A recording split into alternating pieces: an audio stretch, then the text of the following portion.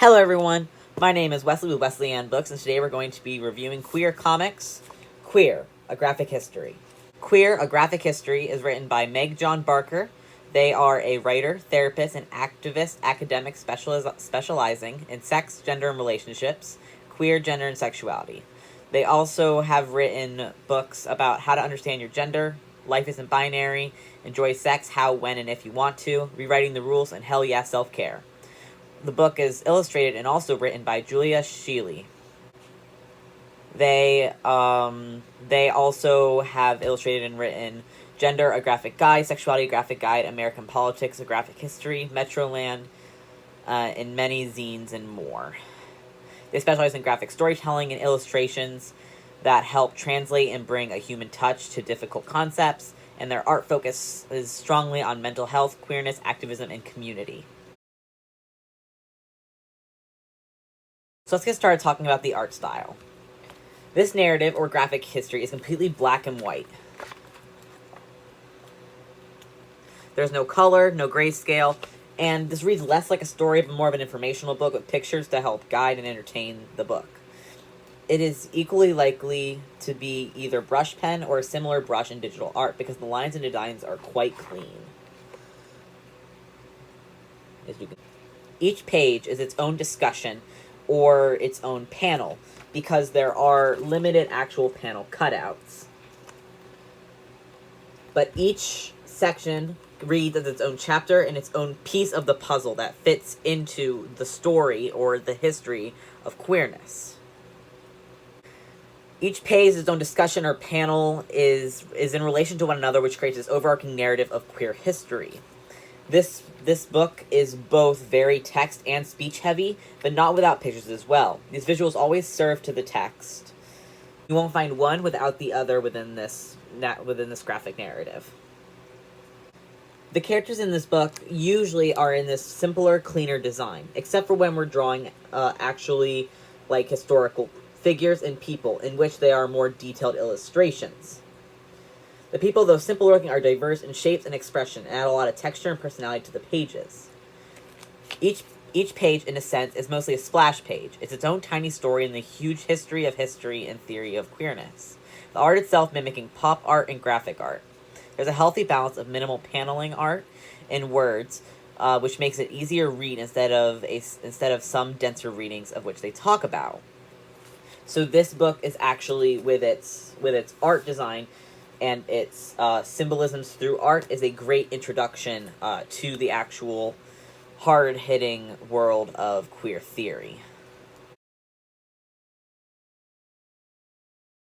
So let's talk about story.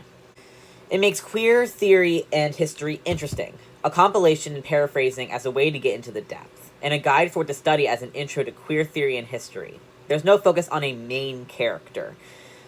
This is not a narrative-driven book, but instead an informational guide and an introduction to the complicated work of queer history and theory. If there is a narrative, I would say it's the actual history itself.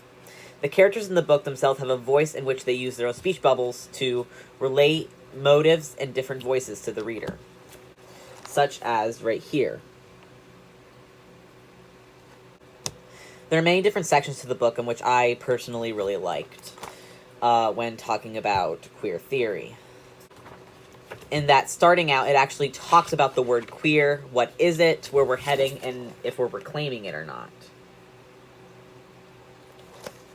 They also talk about non-monogamy, which I really appreciate, because that's something that's a part of the LGBT community that's not usually talked about. And of course, my favorite page, which I can't stop bringing up to everyone around me, the crab bucket theory. This book also relates to a lot of modern pop culture references, as well as celebrities that have openly stated their queerness, such as queerbaiting in the new Sherlock series. So it talks about actual theories, histories, historical events, and historical people that have influenced queer theory, and being able to integrate and work with these theories and thoughts throughout the book helps me get a basic understanding of some queer theory and, in conjuncture, queer history. So you might be wondering, Queer, A Graphic History. Is this representing queerness, right? Well, this is queer. A queer history, queer theory, diverse representations, multi-sided views, and the voices of queer people written by knowledgeable people makes this book itself queer. From the rainbow on the cover, to the section on non-monogamy, to the named reference to Diana Fuss. This book connects me with my history and with the language to discuss these politically and personally heated topics. So, I believe the representation is done quite well, particularly in its section about intersectionality, where it discusses the different intersections between race, class, gender, sexual orientation, and many other things, and how these could affect different individuals and different communities differently. This made learning about queer theory and queer history even more fun than I thought it was before. Sure, I love the information and I love trying to learn as much as I can to help my community around me, but this book helped line me up to learn more things I didn't know, introduced me to many new topics that I didn't think would apply necessarily, as well as to the history that affects all of it. I actually read it at work while scooping ice cream, which already sounds kind of fun, but this book kept pulling me away from my job when customers weren't around. It builds up the story and keeps the definitions going inside the book. It doesn't leave a section alone. Every section builds on top of itself. That being said, though, my girlfriend even picks up the book occasionally to read a small section at a time to gain some knowledge. This book is a high recommendation.